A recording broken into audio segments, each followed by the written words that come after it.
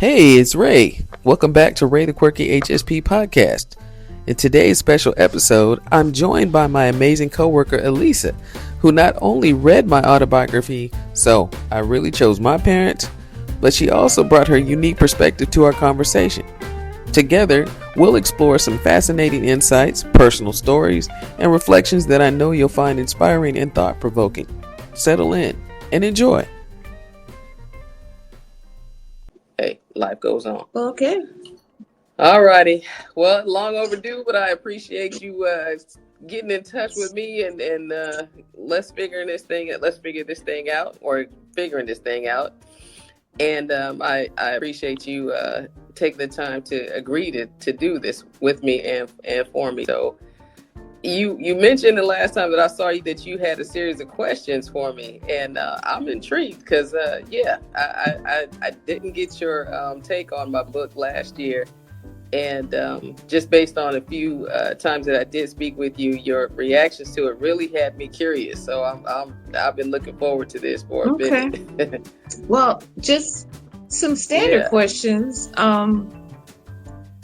How long did it take you to write this book? Because there's a lot going on, and there was just a lot that was discussed. So how long did it take to get it together? Actually, I started writing this book. Okay, so I came to LA January of 2015. Okay. And I started writing this book. Well, let's see. I started writing it in 2013. 2012, I was in South Carolina. 2013, I was in South Carolina. Yeah, so 2013, I was still in South Carolina, and the end of the year, I moved back to Atlanta. I've been back and forth between South Carolina, Hilton Head, Savannah area, and Atlanta since I met my biological mother, because she, of course, lived and worked in Hilton Head. So when I met her in '94, and then we started living together and back and forth, and we were living together she was living in South Carolina, then she moved to Atlanta with my sister, and then back and forth over the years. So 2013, I moved at the end of the year. My friend Lamar moved me back in December to Atlanta, and I started writing it actually in 2014. And I put it down, and then I would pick it up and write a few things. Actually, I wrote it more in my head than on paper. Over the years, I was writing it out, trying to figure out what did I want the title to be. I changed the title a few times, and I don't remember what the titles were before, but I changed them a few times. And so I started out with what I started out writing is not what made the book. It was me processing some things that I was going through at the time, and so I was kind of trying to figure out what I wanted to write about. It was more like a journal. And but yeah, most of it I kind of wrote in my head between 2014 and 2020 when my mom made that revelation to me when I was on COVID leave. Yeah. Okay. I always wondered about that. Yeah, I had a lot going on. It's a lot going on, and there's a lot. And you just mentioned that there were some parts that you didn't include, and I was going to ask that toward the end, but maybe you won't even segue into that. Well, I'll wait, because there's a lot. So it was mainly in your head. You didn't put it down on paper. Was there any particular reason for that? That I didn't write down. Write it, that you didn't put it on paper, that it was just in your head. Did you have more to process, or it was just... I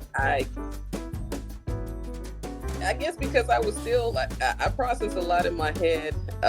When I start to write down,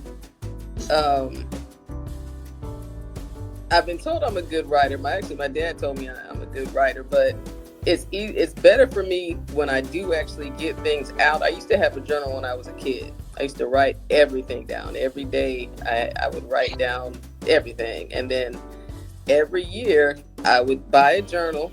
I haven't bought one. I didn't buy one this year, but I have a lot of journals that are half, probably about 3/4 empty, because I want to get back to doing it. It's a good question. I'm not sure why I still keep things in my head, and I've gotten away from keeping a daily journal. It's been so long ago that I used to write down everything, but uh, that's a good question. Now you got me thinking about why I didn't. I guess it was You know, a lot of unanswered questions that I had for myself, and when when I it was like me being released when I listened to that book, Dr. Aaron's book, while I was on the leave, and when she as she described a highly sensitive person and the empath, and the correlation between traumas from your childhood and relationships with your mothers and mother, in my case mothers, but um it was like all the questions that I had in my head over the years that I couldn't get myself or allow myself to actually write down. It was like she unlocked the mhm. door to help me understand myself in a way that I had been judging myself. And I think for me, I guess now that you're asking, I'm processing it. What you asked me, I guess when I write stuff down, or when I take something out of my head, or I purpose in my mind something that I'm gonna do, then for me, it's my own uh, covenant with myself, if that makes sense. So as long as it's kind of up in the air and it's something that I'm pondering, it's I can change it, I can move it around. But once I write it down, or once I agree to, whether it be I'm not gonna eat any sweets for a month, once I make that pact with myself, then it becomes real. Okay. So maybe that's Yeah, why. that makes sense. So then with that in mind, was there any particular person or was there any particular moment that you just thought, I need to write this in a book. I need to have it in book form? Was there you say any person? A person, or just was it, just that it was just time to write it down. It was time to put it in a book and not just have it in a journal per se. Not just, you got it in your head, then it went maybe to a journal and Well, I guess that's a good question. When I met the way I met my biological mother, and when we got together, and and I guess it was so new, and when people who she knew at the time, and people that I knew, and then when we got together and we were able to put our story together, like me, talking to the investigator, waiting for her to sign the liability waiver in order for the state to be released from anything regarding us meeting in person. So when we both met, and her side and my side of people, she started meeting people from my side, and I met people from her side. And even after that, when I would tell my story, or people who know my mom that I was raised with and that raised me, and then I would start mentioning Carol. At the time her name was Carol, she's now changed her name to Akua. But at the time, people would it was like I had to explain things about my life that led to questions from other people. That was like, okay, I grew up with this side, and all they know is Mr. and Mrs. Niels, and they may not have known the fact that I was adopted, and all this other stuff. And of course, I don't know who she told, that she had a child a long time ago, and blah blah blah. But when I came upon the scene right before Christmas in 1990, what was it, 94, then it led to opening that story all over again. And so every time I would mhm. tell my story, and of course that would, like I said, would lead to other questions from people. Or so what do you call her? And so how did your parents feel about this? And it would always end up, the end of the conversation would always be, you need to write a book. Oh my God, your story is such and such and such. You really need to. And it wouldn't be just based on uh, me meeting my biological parents. It was also just everything else. Those people that I kind of grew up with, the people that I would share a little bit more about, what was going on in my life prior to that. Then it was just an amalgamation of, wow, you really led a pretty interesting life. You need to write this down. You need to tell your story. So, that's kind of how it came about. But to your point, I didn't really have all of the answers, even about myself, that I felt that I could flesh out the whole book until, Hmm. like I said, until COVID, when a lot of Yeah. things just Yeah. Yeah. Okay. So one thing that kind of struck me, well, there were a couple things. One of them was when you were completing that master cleanse while you were living in the campground. I just don't know if I could do something like that. But were there moments like that made me kind of pause and go, okay, wow. But while you were writing this, were there any moments that kind of made you pause and you just had to just stop and go, okay, I really did that? Because that would have been something I would have said, wow, I just did a whole cleanse and I'm living in a campground. You just, I don't think about doing something like that in that type of situation. okay. So your question was, when I was in the midst of being in the campground and doing the master cleanse, did I stop and think, wow, I'm doing this? Is that what your question is? Along that line, because yeah, I'm just thinking there's a lot of moments in here that I had put the book down, but a lot to process. So I'm just wondering, while you were in your process of writing it, were there a couple moments where you just had to stop and just not do this because it was a lot to process? I mean, there were a couple others, but that one in particular comes to mind for me. Just were these chapters kind of like that for you? Were those kind of those aha moments or things that you just had to kind of stop and go, okay, that really did happen? Um, I think I wrote, once I got started again in writing it, the pages came really quickly. After years of, like I said, just pondering and thinking about things, the process, I guess, the sequence, once I figured out how I wanted to write it, then everything was fresh in my mind. And in the chronological order that I put things in, um, yeah, the everything just flowed. It wasn't hard to write it once I felt released to write it. It didn't take that long, and because I guess for all of the points, and I'm curious to know, and I guess we'll get to what was a lot for you.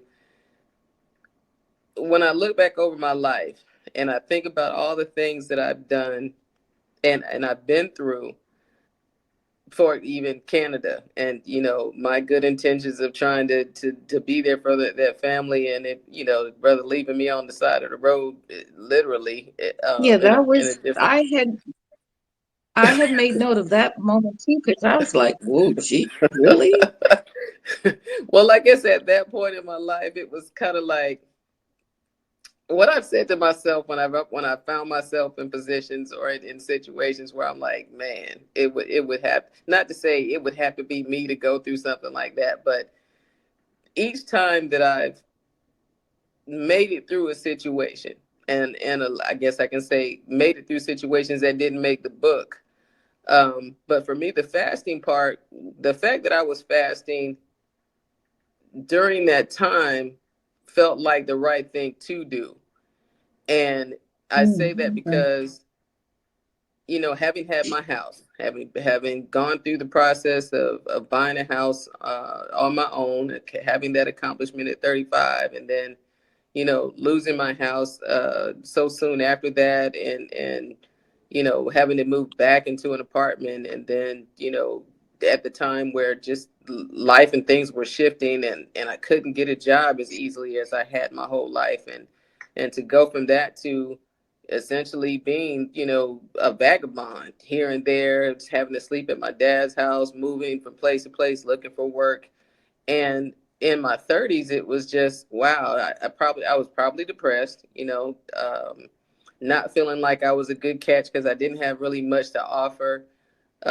Kind of hiding from, I would say hiding from men, but really just not putting myself out on the market because my self-esteem was in the toilet because my self-worth was in the toilet. And Mm-hmm. so each time that I've gotten through something, when I'm going through something, I should say, I always think about fasting. And at that time, for me to be, even though I had a vehicle, I'm a hustler. I'm gonna figure it out. That's just essentially in my mind is I don't have that. What if I can't do it? It's just okay. I may not be able to do it right now, and I got to sit somewhere for a minute and figure it out, and until the idea comes. So when I'm in those situations, when I have been, I won't say when I am in because I don't want that to be a part of my future, but when I have been in those types of situations, yeah, for me the fasting was, yeah, this is a logical thing to do. Get still, um put away your plate for a while and challenge. I've always been one to challenge myself. I went into the military partly because I wanted to challenge myself. Firstly, I needed some money for college, but the second thing about me going in the military was I wanted to see if I wanted to see if I had it within me to endure what it takes to go through boot camp and of course at that time the unknown. And so, yeah, if you met my parents, and I actually asked my father if he's going to do a podcast, he's going to do an episode with me. So I think that's going to reveal a lot about my upbringing and partly why I am the way that I am. I think it'll make a lot of sense once you meet Mr. Niels or Dr. Niels. It'll be very clear. But challenges have always been in my life. Like I said, I can go back, me losing my brother and the way that happened and just uh, you got me you got me wanting to lay down on the couch. I don't have, I don't know, yeah. not even. I was, I was curious because it Yeah, just there's a lot to unpack, and yeah. it's not that many pages. So I was, Hmm. I was curious about that. Um, any significance of there being 30 chapters? I mean, just it just turned out that No, way, I just or stopped. was that a specific thing? The number of chapters, no. The number of chapters wasn't necessarily significant. I guess I felt I needed to stop at some point, and kind of round up the story or my life, I should say. But no, there was no Hmm. special significance to me. I could have stopped at 35 and just kind of added some other stuff to it, but um, yeah, no special significance to 30 chapters. Okay. So, with that being said, and then you also mentioned that there were some things that you left out. Is there like a sequel or a part B? Are there going to be other parts to this, or is this it? Um, I mean, I think I think that from I guess starting the way that I started and ending when I did, which was okay, right, well, last year, and everything that was going on up until that point. That's a good question. I hadn't really thought about a sequel. Maybe in my 80s, Maybe not maybe even a when I've sequel, lived a but a little longer. continuation. Saying, yeah, maybe in my 80s, maybe 90s, if God lets me live that long. I want to live be as long as old as I can in my right mind. But um, I think I got more living to do.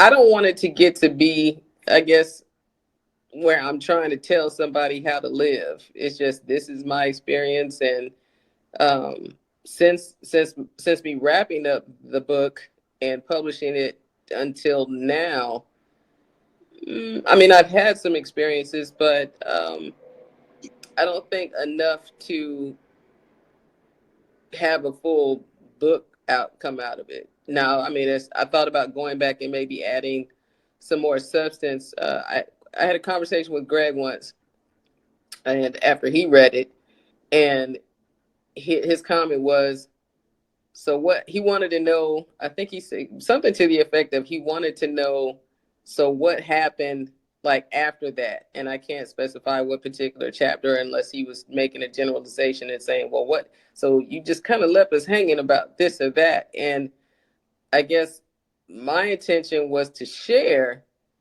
but because my family is still alive, you know, my mom is still alive, my father's still alive, and I don't Mm-hmm. know. I my father's read my book and he's fine with it. He's proud of me for getting that out. And my biological mother, she sent me a letter last year and said that she was proud of me. And unfortunately, my mom that raised me, we've been estranged since before COVID. And out of respect for, I mean, I could have put a whole lot of stuff in there that I think that would not have been um, probably would have fueled the fire between us, if I can say it that way. Mm-hmm. Yeah. So out of respect for my mom,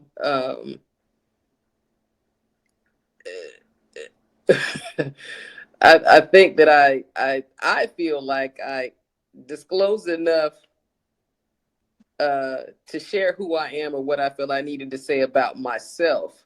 But like I said, because I still have family members that are alive and well, out of respect for my parents, yeah, I would say if my parents were gone, woo, I I don't even know. I still don't know whether I would reveal all of me that there is to reveal. But they would really have to be gone for me to. And even so, I think I've said a few times in the book that there are things that I said that wrote in the book that my parents were also reading for the first time, especially about that, you know, incident with my natural mother's uh, father figure who was trying to, you know, get at me with a gun that day in Augusta. So um, you know, I'm grown now, and there's been enough time between myself and that situation. But I'm sure that if I had revealed that to my parents at that time, it wouldn't have gone over well at all. Of course, as it shouldn't have. So that's why I didn't say anything. anything. Yeah. I There are a lot of moments where people would, my feeling is people would just have to take responsibility for Hmm. what was or was not going on, and that would be a really hard place Yeah. to Yeah. put someone in. A really hard Yeah. place, because a lot of older folks don't want to, they're just, I have to go back and I think about something that one of my customers told me one day, and I told her, I said, I'm gonna remember that because it's so true. Mm. And just paraphrasing what she said was, people do the best they can with what they have at the Yeah. time. And Yeah. that came about because the person that came ahead of her was really having a difficult time understanding something very simple, probably putting a tag on a bag. And it just was not clicking at all. None of the cylinders, there was no oil there was no gasoline, there were no spark plugs, there was nothing firing, just Uh-huh. nothing. And I took a moment before I called her up, and she's fine with that. She said, "You ready for me?" I'm like, no, I know. I need a minute, and I got something to drink. And when I took a breath, and when I finally called her up, she was like, "Wow, that was a lot." So yeah, this book was a Hmm. lot. It was Mm-hmm. a lot, a lot, a lot. Um, what was the most rewarding part of getting this in print and having a book, being an author? Because this was your first book. Yes. The most rewarding was releasing all judgment, being free. I should say it this way: being free of all judgment. Just writing down me. This is me. This is my quirks. These are my past. These are the things that I've done. These are things that I've been ashamed to admit at different times in my life. But this is my story, and rather than hear it from somebody else, I'm just gonna be unapologetically me for the first time on paper. I won't say in. I think I've always been a genuine person. I am a genuine person. I come across the me that I am, in LA is the me that I am here, is the me that I was in Georgia before I moved to LA. So I'm me. But yeah, just being okay with let the chips fall where they may, either like me or love me. This is my story, and it was just a freeing to even if I didn't publish it, but to write it down and you know, uh, yeah, just being unapologetically me and just saying I don't give a fuck what anybody has to say about it. You can read it in like, and even that, as many people that I shared my story with at LAX before I left, some of them, you know, I remember. Oh, what is her name? I think her name is Maria, and she hemmed and hawed about getting it. She wanted me to give her the book. I had all those copies, and I gave away, some of them. But I wanted people to buy it so that they could leave an honest review on Well, yeah, I Amazon. mean, you publish it. It's not this. We got to buy something, and we don't get everything for Well, free. you'd be surprised. So, but people just wanted. They were like, Oh, they were oh so. no, yeah, So but it was yes. touching how I came back. I went on my vacation, but prior to me going on my vacation, I'd been working in T4 a lot, and I was working beside, I want to say her name is Maria. There's a couple Marias over there, but not Maria that's cool with Jackie, but the older lady Maria. But we've been working together, and she kept telling me she wanted to. She kept asking me, so give me the link to your. I'm gonna go on. I'm gonna have my son go online and buy your book and blah blah blah. So I just kind of left it like, if you want to buy it, you can, whatever. So I went on my vacation, and in the time that I was just on vacation, which was 2 weeks, I think I took 2 weeks last year, um, 2 or 3 weeks, and I came back to work and started my shift in T4. And Maria, if I'm saying her name right, it was her comment. What she said to me was kind of like a backhanded compliment in a way. I was kind of like, I don't really know how to feel about this. But she said, I read your book. And I said, when? I said, when did you buy it? She said, well, I bought it. And she said, she read it, I guess, rather fast or whatever. But her comment was, I didn't like you. I didn't like you. But now that I've read your book, I have so much respect for you. And I was kind of like, okay. Mm. It's like, and I had asked her several times, well, can you just, write me a review? Just kind of like I asked you. I've asked, a lot of people at LX that read it, and I never got a review. And she never really told me. You're the first person actually that has taken the time to share with me your thoughts about the book. And but yeah, I just thought that was interesting that she had already formed an opinion about me, not having ever had a conversation with me, but I guess just watching me at work and watching I guess my response and my reactions to people and irate people, and the way that I can get right back with you. She was judging my whole person on those interactions, and I guess if that's all you got to go on, then whatever. But the fact that she said after that, I have a lot of respect for you. And I was really just like, so what about what did you read in there that has made you have, and what, this respect that you have for me now? Yeah. But it just, you could just tell our interactions changed. She seemed to be, more talkative to me. And like I said, we never discussed the book, but it was just, I could just tell how her whole demeanor changed toward me after she read it. So, you know, whatever you got out of it, whatever, everybody at work, and even, oh goodness, Yvette that works in Priority a lot. She read Yeah. it, and I think she read it in like a weekend, less than 5 days. She read it, and I came back to work, and I passed through, Priority in the direction of main service in T4, and she turned around and she stopped what she was doing, and she turned around real fast, and I kind of stopped, and I was like, "You okay?"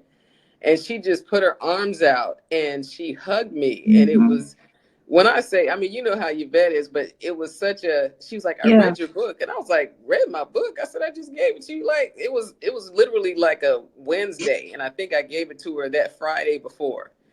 And but she just, it was a conversation that we had, and she, her kind of, giving me some personal information about herself. And I got so I got so teared up, and she also did too. It was like, we had to part one another. We hugged one another, and she just, it was just the impouring.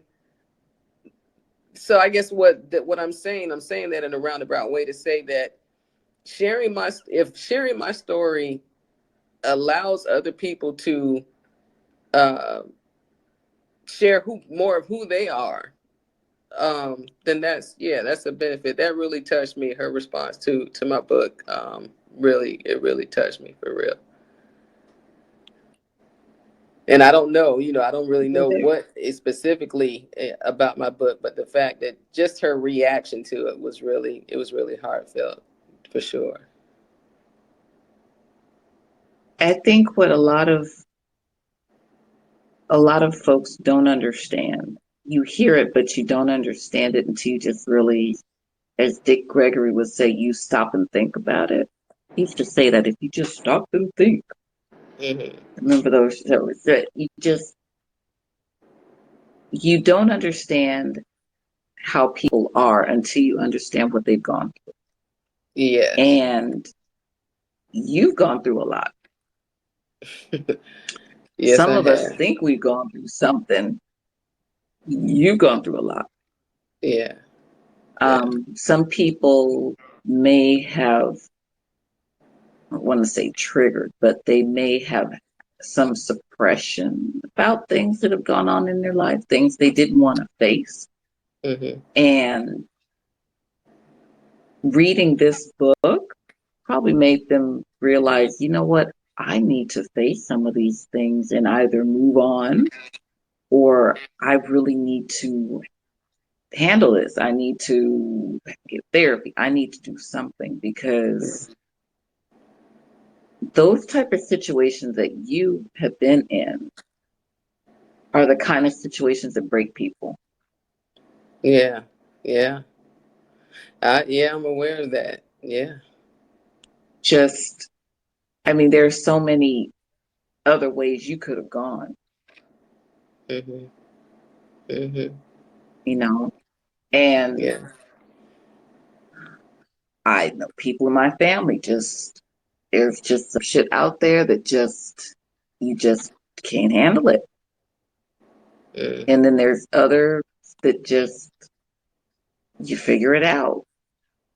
You may not ever talk about it, but you figure it out. And then some talk about it all the time Yeah. and still don't figure it out. So That's true. this, for, Yeah. I think for maybe for her, it was a trigger. It was like, Hmm. wow, because I knew there were some things that I didn't know about you, things I wouldn't ask you about, because there are a lot of things in here I would never have asked you about at all, because it's just, Yeah. it's just personal things, some things you just don't ask people. Yeah. But I understood after reading it why you are how you are. It Hmm. made things very, very clear. And it was a lot. There was times I put it down because I got mad. Talk Just to me. What parts made you put the book well, down other the than whole the parent thing, which parent? all of them. Um, my my upbringing, my parents together 50 years before my dad passed away. And yeah, Yeah. they, as I have gotten older, I understand that there's certain things that I didn't like that they did, and there's certain things that I loved what they did. And it Mhm. wasn't until I became a parent that I realized that thing again. Like the lady said, you do the best you can with what you have. Yes. And it just seemed like they could have done more. But then you have to go back to that. That was the best they could do with what they had at the What they time. had. That Yeah. was what they felt was the right thing to do. Or maybe it wasn't, but it was the thing that they decided to do. Yeah. And I mean, it's like, okay, you either accept it or, you try to beat them into some sort of apology. Did you ever ask them for an apology, or because it didn't seem like that ever came across that you wanted anything like that, or maybe any acknowledgement that, maybe I guess. y'all could have treated me a whole lot better. Come on, I'm just a Well, kid. I think I that am just a child. you just first there has to be acknowledgement, and each time that I've had conversations, even the conversation about my little cousin, and he's grown now. Actually, Monty's grown and got his own kid, but the incident where I said that he lied on me when he was a kid and said that I burned him with the iron, and that really stuck with me all this time because it was almost like a situation. Well, I won't say it almost was. There was a situation in back, I think I was in my 30s. And my mom brought this up again. And it was in a way that was like it was like she was gaslighting me, as if, and you Mhm. had the nerve to say this and that. It was like she brought it up in a way that instead of acknowledging her part in it, it was still trying to make it all about me. And because I've grown up Mhm. with my mom, of course, all this time, and I know her. My mom is a very she's a very proud woman. I speak highly of her all the time. I was even talking to one of the supervisors here at B&A yesterday, and I was telling her an incident that happened when I was a teenager, and it was a principle about money. And again, those things that they've ingrained in me are the good things that they've ingrained in me about, being fair and being honest and standing up for yourself. I got that from Marvin and Jane. And so I think highly of my mother. I see her for the broken, young lady there in her, the young woman that's broken, that's inside of her. But I never I guess I never thought about asking for an apology because I know I probably will never get one. Um, Mhm. my father, yeah, we've talked a lot, and he's admitted some things. Our relationship is. I mean, there was a time when I was, I guess, listening to my mother, and her the hurt that she still carries around from them, divorcing in 82, 1982. They've been divorced longer than they were together, although they've known each other since they were, children. But she's just living in the past and just refusing to let a lot of things go. And so, to answer your question, I mean, as my biological mother, she's apologized to me, yeah, but at the same time, it's kind of like she apologized, and then there's a but not too long after that, or like you said before, we can talk about it and talk about it and talk about the things that are keeping us estranged at the moment, and we have been over the years back and forth. Just we talking and we're not talking, and we're talking and we're not talking, and um, just an incident happened. I was still in California, so this was in when did I go to? Right before I went to Zanzibar, so that was after I came back from COVID. So that was 2021. So here it is 2024, about to be 2025. So it's been that much time that we haven't, been in communication. And I just basically had to say,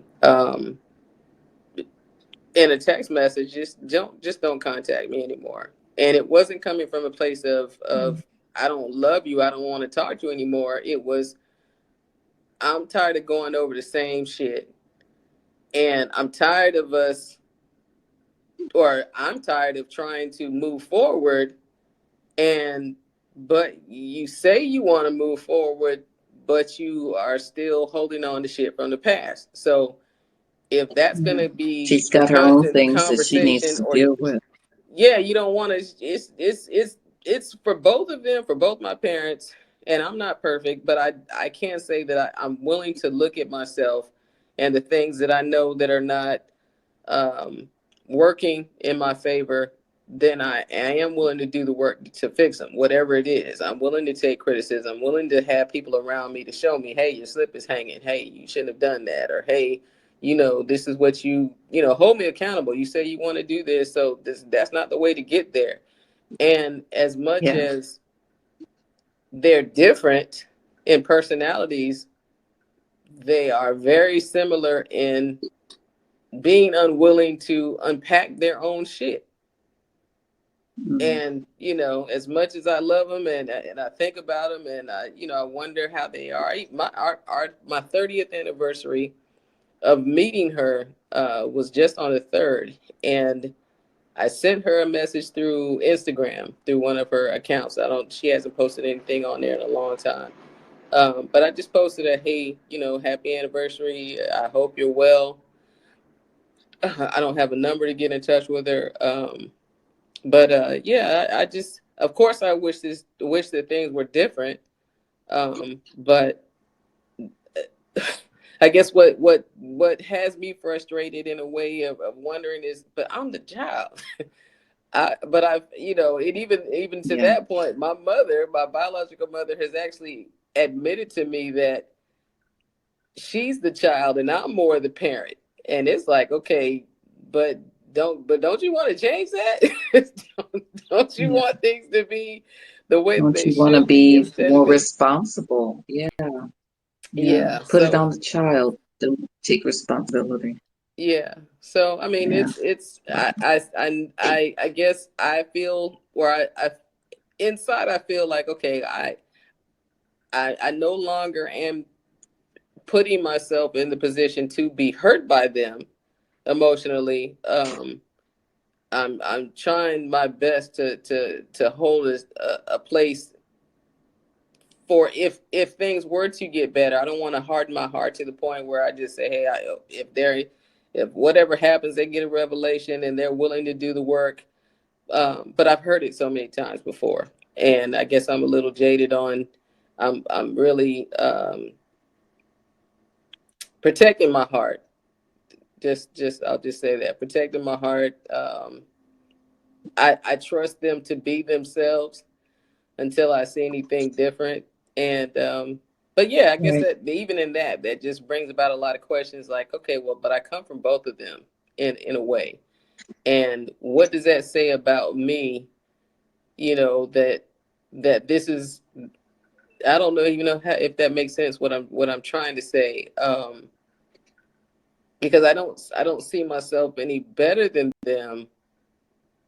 But yeah, I guess when you, to your point, I've been through a lot of things, and I guess because I've been more of a loner my entire life, I guess the question I just keep putting out is, but it's got to be a reason why. I don't know why. Um, I've been allowed to have all these things happen to me. other than to share my story. I mean, then that goes back Mhm. to what you asked is okay, if me going through all of the shit that I've gone through in my life, not necessarily everything's been bad. I mean, I've been fortunate enough to have this position to be able to see as much of the world that I'd probably never be able to see based on my income. And maybe not, who knows, but I can't say that my life has been. I know I have friends and family whose life has been a lot, worse, I guess, in terms of, how they grew up and their living environments. I'm grateful that I was raised with my parents, despite the things that have happened, along the way. But I just think that if my telling my story, as I say on the back of it, if my story reaches at least one person who, you know, has felt in their lives the way that I felt in mine, and not, understanding myself, and not figuring my shit out until I was fit. Well, I mean, figuring out the part about me being an empath, which put, a lot of things into perspective for me. But having that full, like, that was the last, as I say, metaphorically, that was the puzzle. I got a whole puzzle thing that I've been working on my whole life, and I can't figure out this one fucking last piece. And once you put that Mhm. last piece in, and it was like, oh, this is what the picture looks like. And so I'm saying, if there's somebody half my age or three-fourths my age, that's 15, 16, and they're, going through a similar type of situation, and they're questioning themselves like I did, and, not really having anybody to articulate those questions to, and you're just going through life, and but you're still trying to be, hopeful, and you're still trying to be, loved by someone, and you're still trying to be the best person that you can be while you're being misunderstood and talked about, and, all these things. If I can just reach one person with my story to let them know, no, you ain't crazy. No, this is not all in your head. No, this is what you're going through is real. And, you know it's okay if you cry. It's okay that if you don't cry, it's okay. Just, it's okay. Then Mhm. I'll be happy, and I am happy, because I think I've reached, at least one. I think, even if they won't tell me what specifically, I'm cool with that too. See, there you go. That's the best that can be expected. Yeah. So, last thing I wanted to ask Hmm. was, do you have a favorite comfort meal? Yeah, you say that, actually. What, it's not a meal, but it's one of my favorite kind of dishes. I went actually down to Whole Foods to get a pizza. But a comfort meal. Um, Or food? mm, I mean, there's a lot of foods that I could For eat. That's a good question. Go ahead. for example, for many, many, many, many, many, many years, my favorite thing in the whole wide world, hands down, every day guaranteed I was going to eat this. Mm, In the morning, hot oatmeal, raisins, brown sugar, butter, not hmm. margarine, butter. Gotta be butter. And maybe the Latin. Now we don't do any of that fake. It's butter, all the fat, every single ounce of fat. Yeah. And with the last, maybe since COVID, I've gotten away from oatmeal. I have some. I Hmm. used to buy the big containers, old fashioned, make cookies, do all the things. I stopped buying the big ones because I had big ones here that just expired because I hadn't touched it. I don't want to look at oatmeal right now. Mm, A good 3, 4 years, I have not touched oatmeal. Just don't want it. yeah. So I have a new favorite, my new favorite comfort meal. consists of scrambled eggs, Provano beans, Mm-hmm. fried plantain, and maybe some cheese. Mm. So whenever I'm feeling like, or I just that's my go-to. Whereas before it was I could eat oatmeal morning, noon, night, a couple times a day. Now if I have my bowl with my the whole just a bowl, my just that's all I need. Mm. So I was just wondering if you had a comfort food or meal or has it I changed really over like. time? Well, I mean, like I said, I had a taste for. I like. I guess what they call it. Oven stone cooked pizza, where you put it in the Hmm. yeah. Yeah. So I like Whole Foods pizzas. So if I may go down, if I go downtown, I'll grab a slice of their pizza. I can eat salmon every day, and I really started eating. I started eating quinoa when I was still in LA. I like quinoa. Um, that's yeah. I guess when people say, "Well, do you have like a favorite meal?"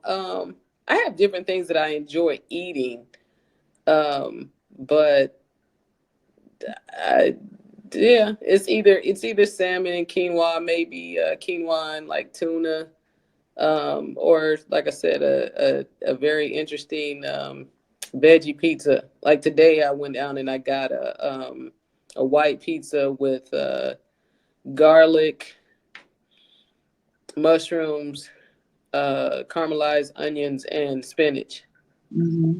So yeah, and I just ate like when I talked to you, I came in here real quick because I got so turned around down. It was I think it was a game or something. The streets were blocked off, and I was using a friend's car because I don't my car died on the way here, so I hadn't had a chance to get another car yet. But she loaned me her card, so I went down. I ordered the pizza, left with every intention of getting down there while it was still it was still hot. And I run into traffic and the detours and all these people in these, I guess they're football gear, leaving. I Oh, guess the from tailgating, yeah. yeah. So I was like, oh, so this. I mean, when I say traffic is bad, traffic is bad. So I kept getting Hmm. rerouted, and I finally got there. I had to call them and tell them, "Hey, I'm still coming. I don't want y'all to think that I did, order this pizza and I'm not coming." And they were like, "Yeah, it's here." So, and then it took me literally an hour, excuse me, to get back because I lost my bearing, getting turned around downtown, and I'm looking at the phone. I'm like, "Okay, I got 30 minutes to get home," and then there's the Cumberland River that runs between. Let's see, how is it? I think I live on the opposite side of the Cumberland River from downtown or whatever it was, but I got turned around and I couldn't get out of the neighborhood to get back across the river back. So I had to take a long way down and back around. And when I was supposed to be, here calling you to give you the text for the link, yeah, I was literally just pulling into this apartment complex. So that's when I called you. I was like, okay, Yeah. but yeah, I just when you were telling me, there were a lot of points in the book that you had to put the book down. I was thinking, did it? Well, I'll ask you, what was it an emotional pull? What did it do to you the times that you had to put the book down? Were you having an emotional reaction, or I and if was so, angry. what were you were angry? I was angry.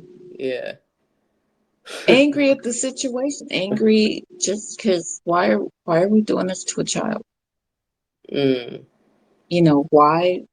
Why did you put child through this? It just didn't make sense yeah. that you would Yeah. do that. And then it just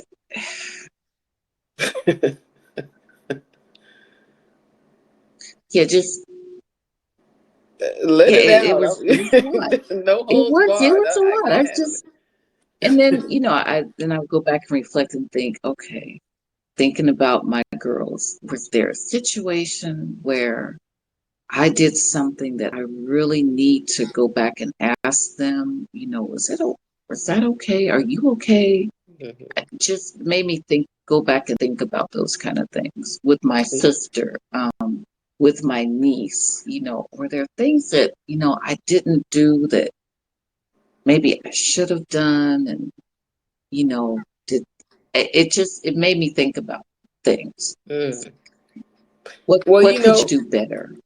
I just say if I'm grateful for Miss Bigby, who you know, who's kept in touch with me, and I say loved on me, like a mother would, and our bond has been Mm-hmm. so, for her to have, her son and daughter, and like I said, they were little, they're grown now and have families of their own, but I was babysitting them. That's that's how much she trusted me with her children, and Yeah. just over the years, I think I was in my 30s when I asked her, were there any other kids from school that you did, for them the way that you did for me? And she said, no, you the only one. And of course that just it made me ask her, like, what was it that you saw in me that made you? Because I mean, if we're thinking, if I was, I was what, 13, 14, and Miss Bigby then was in her, I guess she was in her 30s, or yeah, I guess she was in her 30s at the time, because she's only like 2 years older than my biological mother, so or they're around the same, and which is old. I don't know that I put this in the book, but my biological father went to Benedict College in Columbia, South Carolina, and they were there. She and because Miss Bigby also graduated from Benedict, and they were there around the same time. I think that he's older. He was older than she is by a year or so. I don't. She didn't say. Of course, she remembered him, but just those little things that just made me just solidify for me that she's supposed to be in my life, and you know, Yeah, we not all have angels, and yeah. sometimes we know who they are, and other Mhm. times we don't. She was definitely your angel. And good She's my teachers, my mom was a teacher. Good teachers have a way of recognizing those kind of things. yeah. They see something in a child, and I remember my mom talking about certain students that she had, and she kept up with a lot of her students. We could go, God, when she was alive, we could go to the mall and she would run into somebody that either she taught or somebody in their family. It was something. Hmm. And still to this day, I can run into some of her students and they're like, wow, your mom was the best. She did Yeah. this with us. She did that with us. She motivated me to do X, Y, Z. It's just Hmm. one of those things. And it sounds like that's who she was for you as well. She was just somebody who saw the potential and knew that she had to reach out to this child and help nurture that because it was needed. Yeah, I mean, when I asked her, what, because I'm like, you got all this stuff going on at school. You're a teacher. You're a volleyball coach. You're a basketball coach. You're a counselor.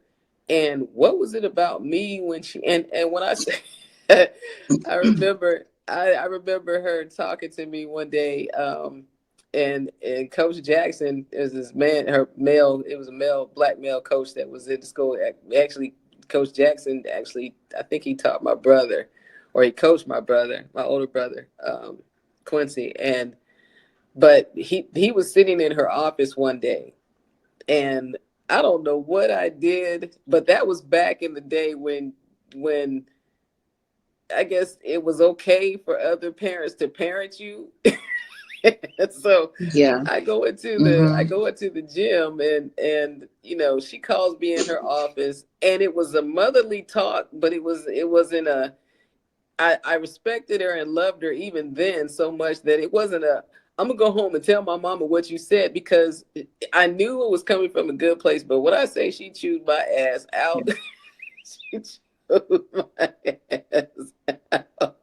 And She knew I can you needed still it. see Coach Jackson sitting in there so uncomfortable, like he wanted to leave, but she's like, no, I forgot, she called him by his first name. I can't remember what his name was, but She and needed a he was witness. just, we black people and we in here and we having this conversation, and you need to get your shit together, and but not in a way like I was doing Yeah. anything bad. It was, you hold your head up and you don't walk around with your head down, and that kind of a uplifting, don't let people talk down to you, and that kind of conversation. But it was for a kid.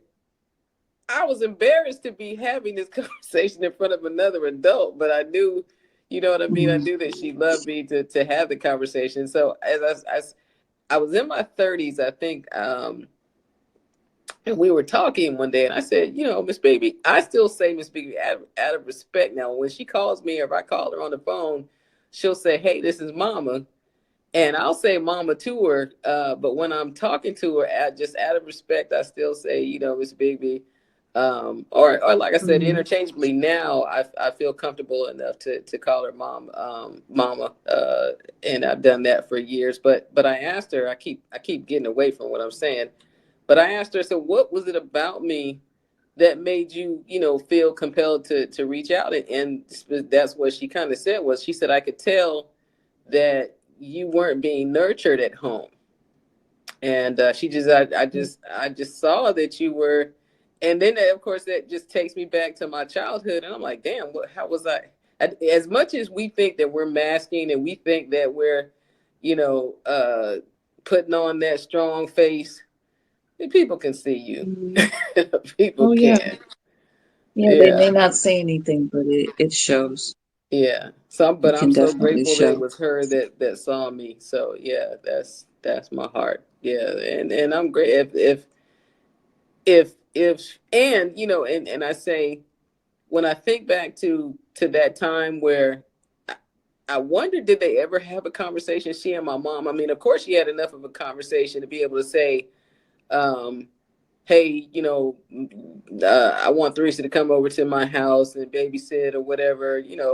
I don't, either she did or she didn't, and my mom was just that checked out. I don't know, but it never was an issue. You know what I mean? Well, okay. Well, I don't know, if there's anything else that you think of that you'd like to talk to me about, I definitely wouldn't mind having you back on. I am going to start finishing up the other book. Are you gonna wait till after you leave American to publish that one? Or are you gonna? I kind of put it down for a minute because I got all this other stuff going on, but I just feel that it's my corporate yeah, that second book I think is needed as well. I'm not putting a finishing date on that one, but I think I need to get back to writing that one. Check with your attorney before you publish. um, I I don't know. Maybe not, because it's not. Yeah, I mean, I'm not giving away company secrets or anything. No, I'm not giving away any. Now that's a book I do want to write after I leave. But no, I think this will be generic enough that it won't be jeopardizing myself in any way. Good, because there's so much out there that I know people just wouldn't believe half of the things. So once again, people do the Mm. best they can with what they have at the time, and sometimes it's not very much at all. It's like, why did you? How did you get dressed this morning? Did you Oh forget my anything? God. Oh, I get. I, Oh, we can definitely have another conversation about airport etiquette, as it were, in a safe way that won't jeopardize our situations. But yes, I got some stuff I'd like to get off my chest, and I think that it would, if anybody's listening, that they can see themselves and how they show up at the airport. Yeah, for sure.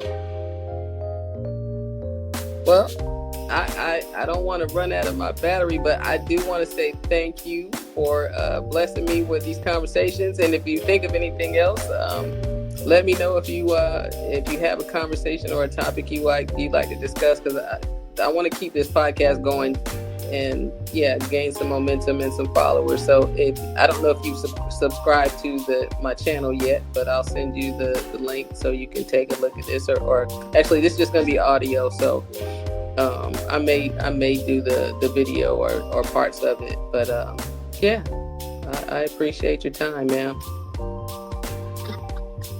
Alrighty.